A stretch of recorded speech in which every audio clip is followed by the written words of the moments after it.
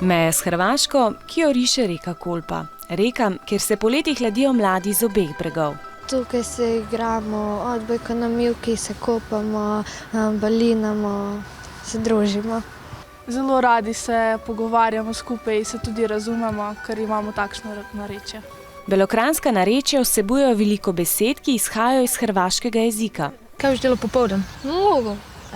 A ja grem na kopu, morda če lahko prideš.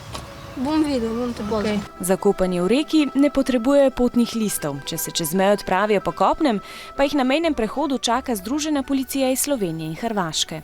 Čeprav je Hrvaška v Evropski uniji, še ni v območju Schengena, zato moramo še vedno pokazati potne liste. In pogosto se odpravijo čez mejo. Ponavadi gremo v kako trgovino, so cenejše stvari tukaj na Hrvaškem mogoče. A pravijo, da bo lažje, ko bodo meje odprte.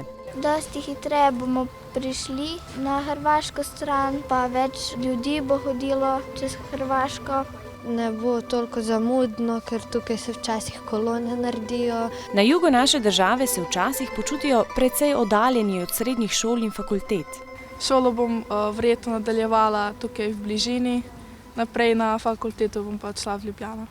Šel bi kam drugam, zato ker tu je samo ena srednja šola, tam mi pa ni tako všeč. A tudi, če se bodo odpravili v širni svet, se bodo v kraj ob reki Kolpi zmeraj z veseljem vračali.